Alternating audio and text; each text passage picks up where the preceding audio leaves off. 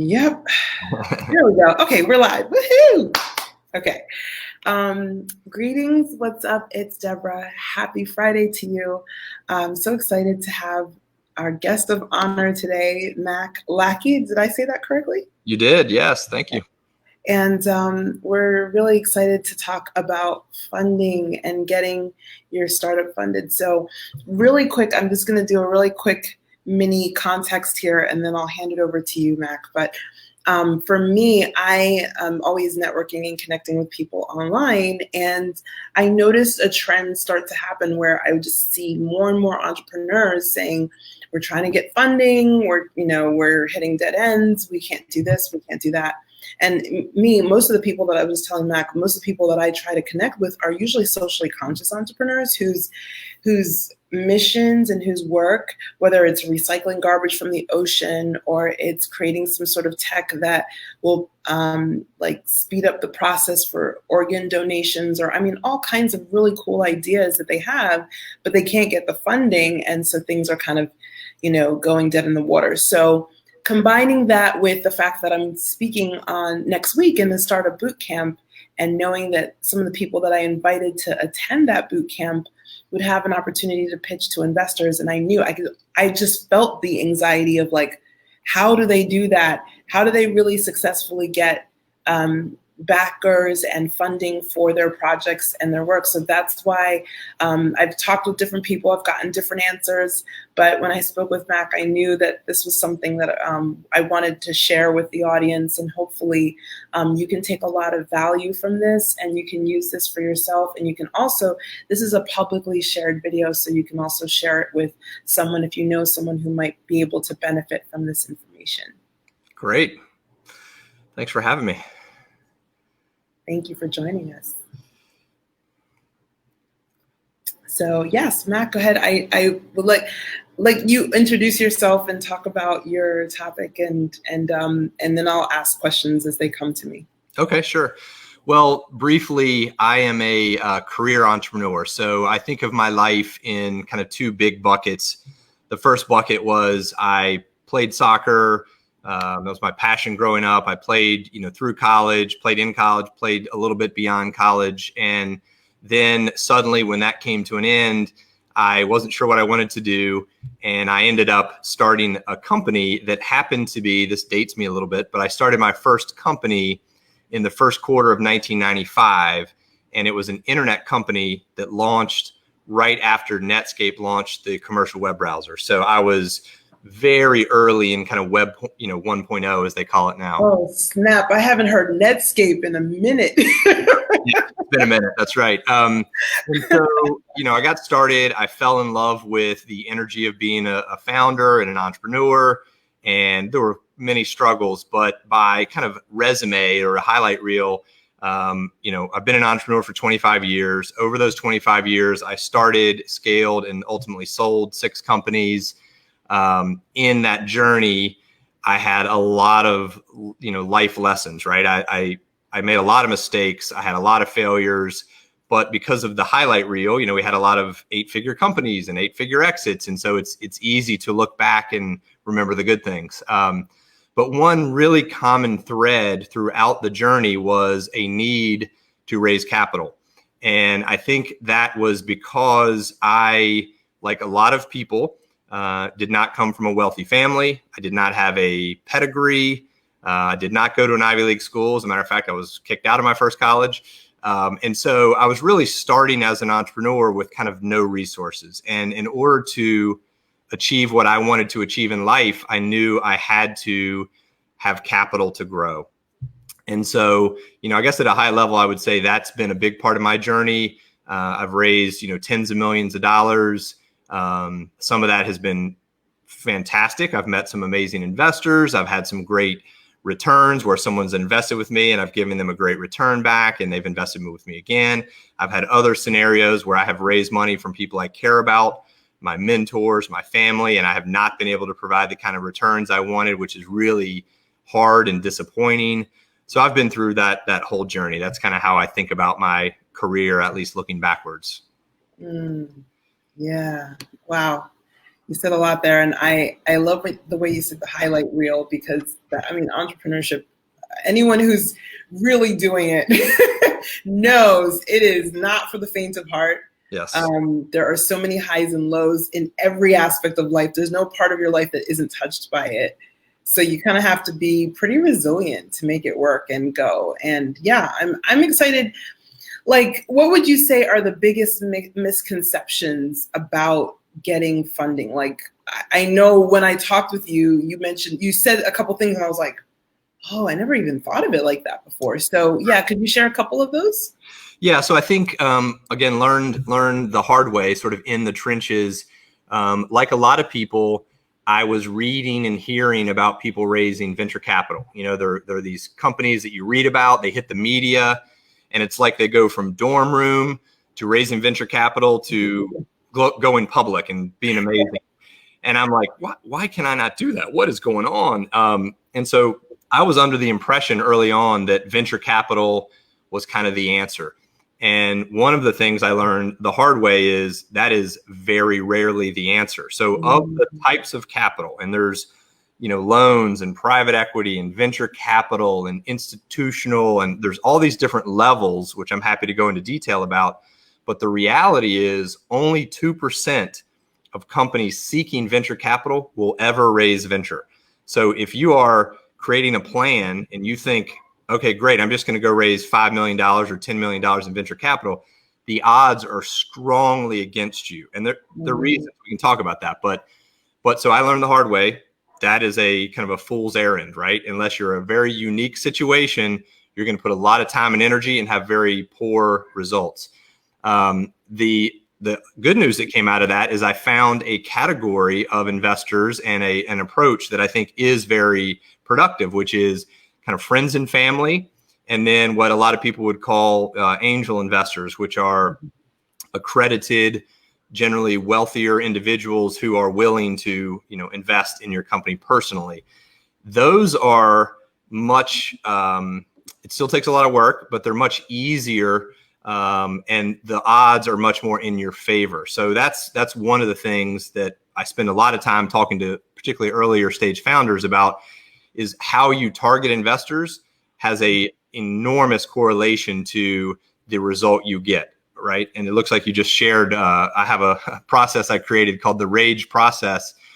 And RAGE it stands for relationship, affinity, geography, and experience. And the reason those are so important is because this again sort of is the misconception, is that I just need to find some really, really wealthy people, right? If you're Warren Buffett or you're an incredibly wealthy person, you got money to give me. Therefore, I should try to get in touch with you. Well, that is not the way psychology works. That's not the way fundraising is successful.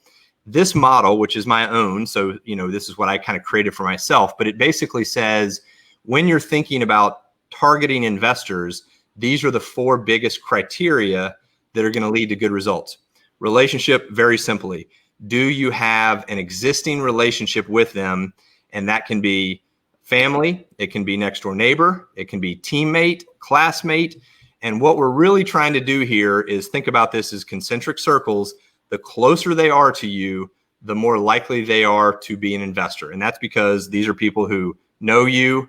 Hopefully they like and trust you because they know you. Hopefully that's a good thing. But relationship becomes a really, really big factor. So the closer you get in, the more likely they are to invest. The second one is affinity. And that basically says that if you're talking to someone who is let's say it's a next door neighbor, they check the relationship box, but they have absolutely no knowledge or interest in your category. If you're Deborah and you're pursuing a social enterprise and it is related to, you know, cleaning up the oceans, and they have some incredibly strong opinions in the opposite direction, you know, they just really don't align with your views or thinking, I don't care how close they are to you or how wealthy they are, they do not have the affinity. The opposite is also true. You can find someone who's not as connected to you, not as wealthy, but shares a deep affinity for your subject matter. So several of my companies had a a soccer related theme because it's something I was passionate about. If I'm raising money for a soccer focused technology company, I don't have to raise money from professional players, but I do have a lot more success if I'm talking to investors whose kids play soccer. They have grown to appreciate it. They understand the problem. So that's affinity. The next category is geography. And my father used to always say, never fly over dollars. And it took me a lot of years to understand the wisdom in that statement, but it's basically validated with statistics. Angel investors invest disproportionately based on proximity to where they live. So I think it's like 68% of angel investment is within the state.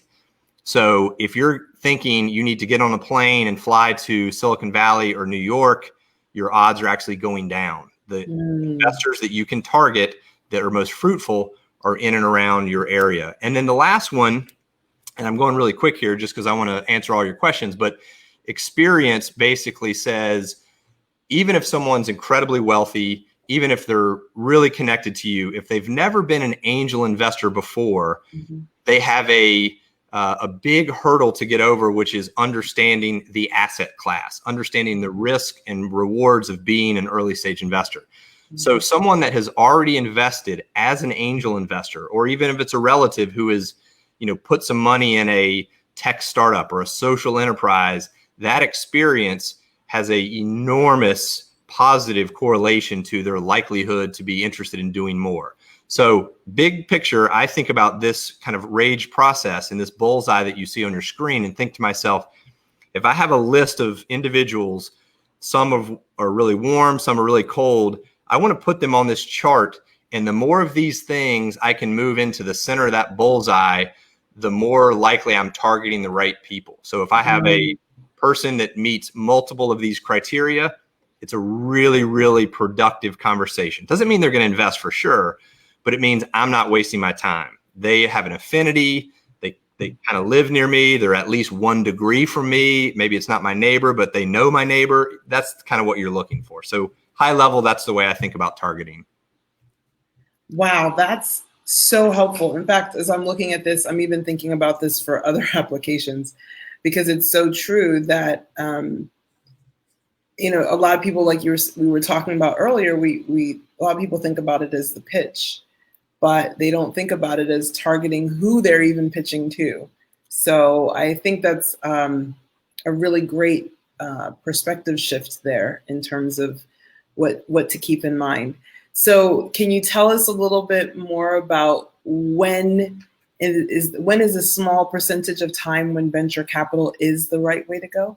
Yeah, so there are a couple of nuances that I would add to almost just the general conversation about raising capital. And the first would be, because I've been guilty of this myself, but if you are listening to this and any part of your business plan is, I have a great idea, I have a great product or service, and I'm really passionate about it, but I first need to raise capital.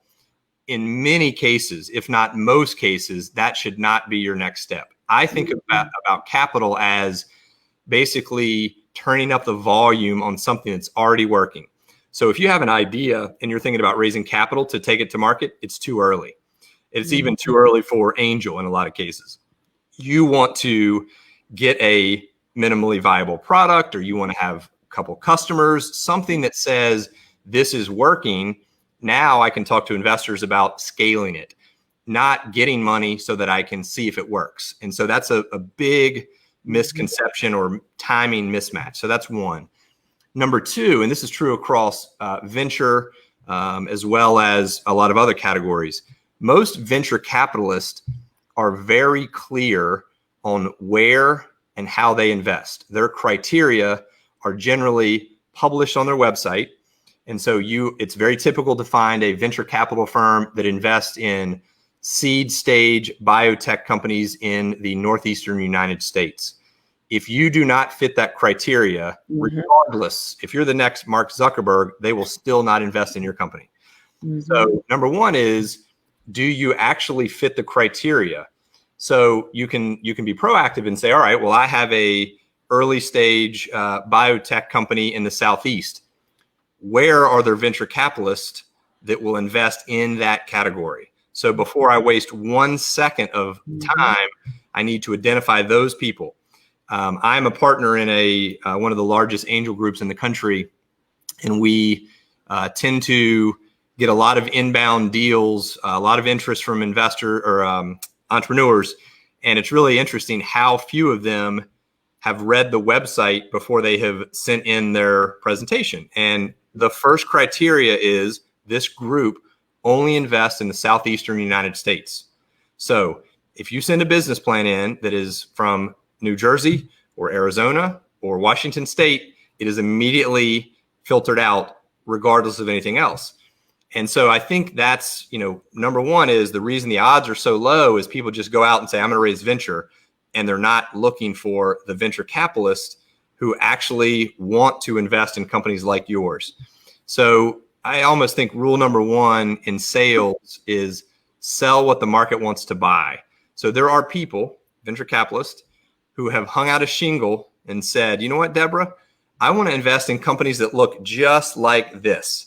And if you fit in that bucket, you have a very high probability of at least getting a meeting and moving to the next step. So number one, think about that targeting. The type of companies that venture capitalists tend to invest in, I think this throws a lot of people off. Because a venture capital firm has, let's say, $100 million, it's easy as an entrepreneur to think, well, it's easy for them to give me $500,000. Like that's nothing to them. That's a drop in the bucket. Well, that's not at all how their model works. So if you study venture capital, there's a very consistent formula that they have to use to deploy their capital in order to provide returns to their investors, which are called limited partners. So they will typically say, with that $100 million, we're going to do 20 investments. That means each investment has to be of a certain size, a couple $1 million, and it has to deliver a certain type of return. So if you have a pizza shop and you need $500,000, it might be a great business. You might be able to grow at 25% a year for 10 years, and that's awesome. That is a non-starter for a venture capitalist. A venture capitalist wants to put $2 million day one in your company, follow on with another $1 million in your next round, and sell it for $250 million. And if you don't fit in that box, it is just not a fit. Yeah. So I think studying venture capital math helps a lot. So that's the way I think about it. The short answer that I gave you a long version of is the types of companies that are really, really well aligned for venture capital are companies that can grow to $100 million to $1 billion in value, that have massive markets and are generally the team and the people bringing that idea to the market are truly world-class. And so that's not always the case. There are exceptions to everything. But if again, myself, I look at it and say, I've had some pretty interesting success stories. I've raised a fair amount of money. I have never gotten a dollar of venture capital. I've raised tens of millions of dollars, all from angel investors and other groups. Okay. So could you tell us a little bit about that then? That was the scenario if they were looking for venture capital. So what's the scenario if you're looking for an angel investor? So an angel investor, angel is a very broad category. So there's a lot of nuance in there. But if you know that you want and need to raise capital, so you've made the determination that that is the right step for you, you need to know, how much money you need to raise. You need to know what the use of proceeds is. So if you're going to raise $500,000, what you're basically trying to tell an investor is, with your $500,000, I'm going to be able to do the following things. And you have to show them a path to return their capital. That's the other thing that can be confusing to people, is it is not philanthropy. So even if it's great for you as a founder and you're going to build this amazing company, they still need to hear how they get their $500,000 back with a big return. So part of your story is, how do you return their capital? The way you target them is really starting with that kind of rage process, just thinking about telling the story to the people that are closest to you, most likely to understand what you're doing, have an affinity for what you're doing. And in those conversations, you will uncover areas that you're probably falling short. We all do. We present to a few people and they say, well, what about this? And what about that? And we refine our presentation, and then we just kind of keep running that process until ultimately we found that perfect scenario where someone says, Deborah, I love your idea. I want to give you $50,000. I'm a huge fan. I believe you're going to be successful. And that's kind of the, very informal way that it happens in most cases.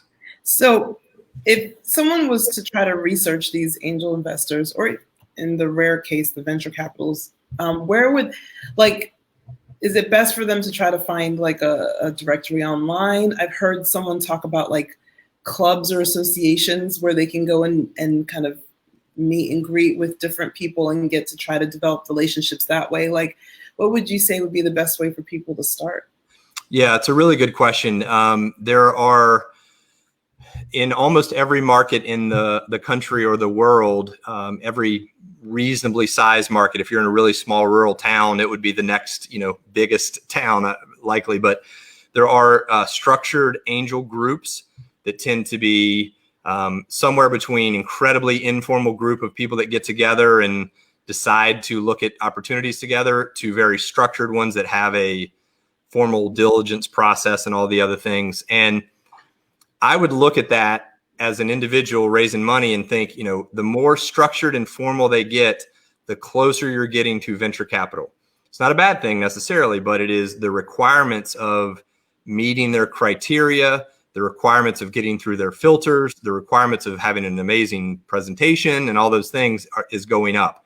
Mm-hmm. So if I were trying to raise money today in Arizona or somewhere, I would look at my local market, the next big town, and I would start researching with the term angel investor, private investor. And then what I would really be looking for is not groups as much as individuals, people that have an experience. They've been in the press most likely and talked about making angel investments, making venture bets, things like that, because you're going to find individuals who are very experienced, and they will tend to not only be interested in hearing from you because they want to invest in early stage companies, but more importantly, they have a lot of people around them that share that same interest. And so if you were to find in Charlotte, North Carolina, where I am, there's a handful of people that I think are very known, reasonably high profile angel investors. If you get to one of them and they hear your story and they like it, even if it's not a fit for them, they'll say, you know what, Deborah, I know someone that would love this story. They love social impact. They love this type of calls. They love this size. And so they become a really good filter for you to meet the right people. So I would think individuals and as local as possible. Wow, that is great. So you got me thinking, because I have all these questions buzzing around in my head, and I know that probably the people watching are having some questions too. Hey, Tiffany, it's nice to see you. And if you guys have any questions for Mac, you have a few minutes left to ask him, so go ahead and type them in the comments. But I wanted to find out if you have any kind of training or help that you can offer for entrepreneurs, for startup founders who are like, I'm just lost, I don't even know where to start, or who might just want to know all the terms and kind of maybe even get a little bit of help or guidance on structuring their presentations or offers or whatever it might be. Do you have any resources for them? Sure. Yeah, I think there are a couple of things. Thanks for asking. One is just, the homework that you do on your own. There is a National Venture Capital Association, which is nvca.org, which has examples of term sheets and all kinds of things that you should research, because even if you are not raising from venture, that is a level of professionalism that will make you look good as you go out to the angel market. It's lingo, it's glossary, all those things that you just mentioned. So there are a lot of free resources like that. I think I've provided you, or I'm happy to provide you, an ebook and some other things that might be helpful to your audience. The other is, I created a group myself called the FĒNX, which is THEFENX.com, which is literally an entrepreneur's group. It is not specific to raising capital. It is specific to helping people be successful as entrepreneurs. It's what I wanted So as you can imagine, in 1995, 96, 97, 98, I am a pretty early entrepreneur in the tech space. I did not have a lot of people mentoring and guiding me. And as I got older and I learned more, I saw how powerful that guidance and mentorship was. So I created a community to help people with that. And it's something I'm, passionate about. And so that's an area, if you want to kind of take it to the next level, you can join a group like ours, which I think is, low cost, very high impact, not only in terms of raising capital, but scaling your company. How do you exit? All the things that really become part of that, what I call the founder's journey. So that's an option. I love it. And you're not talking it up enough. So I'm going to a little bit, because I mean, to have someone as experienced and as awesome as Mac, who's there sharing wisdom and expertise, that's like priceless. Like there's nothing that you can, all of us, anybody who's been in this game for a while knows the pain of trying to figure this stuff out on your own. Yeah. And I know that you have this amazing offer that you're offering us, which you don't have to, but actually that we can try it out for just $1 for a month, which is insane. So we can actually, instead of wondering or feeling that there's like no risk, like there you can just go in there and check it out and see if that's something that you want to stick with. I mean, it's a no-brainer to me. So I'm hopping in. In fact, I'm mad that I didn't do it. I intended to do it yesterday and I got distracted, but I'm hopping in. Definitely going to check out the community, and I invite everyone who's watching this to join us, because this is great stuff. I mean, thank you so much today, Mac. You've covered some amazing points. Okay, Tiffany, I will write the website in the comments as soon as we get off of here. I'll leave a link there. But I'm just really grateful, because even me, I have not ever sought any seed funding myself, but when I've spoken with those who have, and then I've started to try to ask questions to get understanding of what is available, it's like all kind of cryptic, and people want to charge you to like tell you, and I'm like, it's confusing, right? There's a lot of different terminology and types of investors, like you mentioned today. So it's really, really great when we can get access to really important, help like what you're offering. Kristen says, could we get a list of all the resources mentioned? Well, basically, there was like 3 things we mentioned, right? One was this venture capital association. Yeah. So I would say the National Venture Capital Association, which is nvca.org, is their website.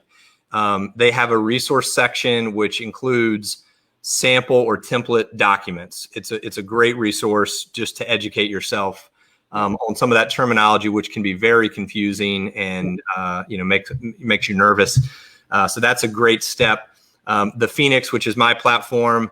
I also, my website, which is just maclackey.com. I mean, I blog, and over the years, it's been just something, any time I get passionate or frustrated by something, I tend to blog about it. So I've blogged about raising capital. This morning within the FĒNX, one of the things we do is we bring in experts. And so this morning I had an 1.5-hour live conversation with a woman who has her doctorate in communication, just talking about storytelling.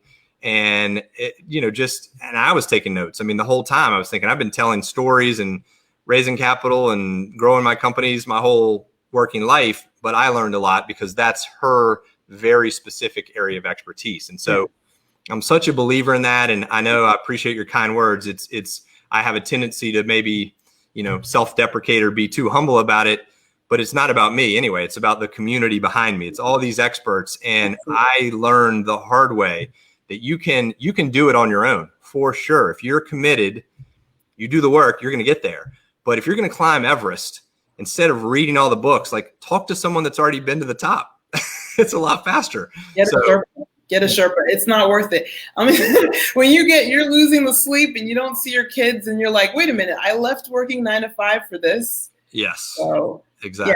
No, get a Sherpa. I can't. And one thing I want to mention, and absolutely, Kristen, we will put those. It looks like Charlotte already helped us out with one of them, and so thank you, Charlotte. I appreciate it and you being here. But I want to say one thing really important. We have an overwhelming amount of information available to us today in 2020. We are just inundated with data and content. We don't need more content. We need better context. Right. And that's what a mentor gives us. A mentor gives us context, because otherwise we can just be swimming in data and not have any clue as to how to use that to actually get to our desired result. And we can burn a lot of time and energy. And it's cute at the beginning. We're like, oh, I have time. You know, when you're single, oh, I have time. I can do. And then after a while, you're like, yeah, this is old. Let me just get the let me get the short version, please. Let me get the cliff notes, because we recognize that our brains can only process so much. Why waste all that bandwidth trying to sort?